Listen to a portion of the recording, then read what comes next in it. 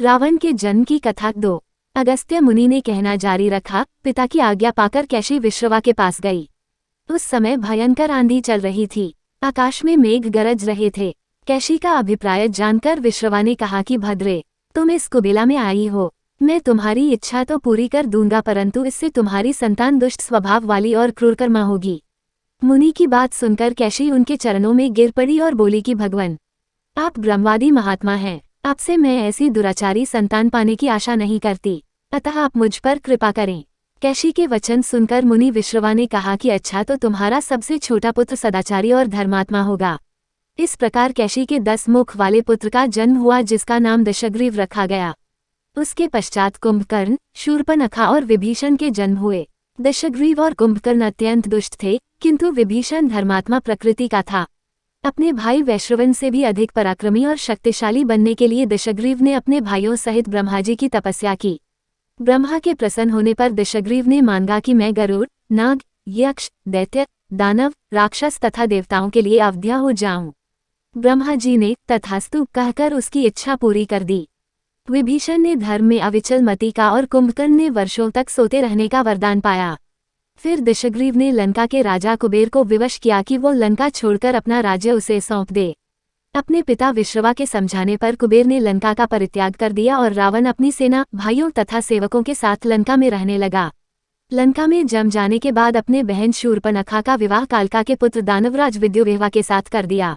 उसने स्वयं दिति के पुत्र मय की कन्या मंदोदरी से विवाह किया, जो हेमा नामक अप्सरा के गर्भ से उत्पन्न हुई थी। विरोचन कुमार बलि की पुत्री वज्रज्वला से कुंभकर्ण का और गंधर्वराज महात्मा शैलुष की कन्या सरमा से विभीषण का विवाह हुआ। कुछ समय पश्चात मंदोदरी ने मेघनाद को जन्म दिया, जो इंद्र को परास्त कर संसार में इंद्रजित के नाम से प्रसिद्ध हुआ। सत्ता के मद में रावण उच्छृंखल हो देवताओं, ऋषियों, यक्षों और गंधर्वों को नाना प्रकार से कष्ट देने लगा। एक बार उसने कुबेर पर चढ़ाई करके उसे युद्ध में पराजित कर दिया और अपनी विजय की स्मृति के रूप में कुबेर के पुष्पक विमान पर अधिकार कर लिया। उस विमान का वेग मन के समान तीव्र था। वह अपने ऊपर बैठे हुए लोगों की इच्छानुसार छोटा या बड़ा रूप धारण कर सकता था। विमान में मणि और सोने की सीढ़ियां बनी हुई थीं और तपाए हुए सोने के आसन बने हुए थे।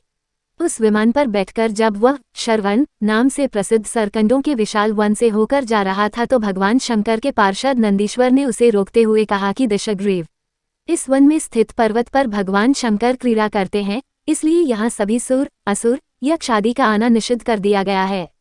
नंदीश्वर के वचनों से क्रुद्ध होकर रावण विमान से उतरकर भगवान शंकर की ओर चला।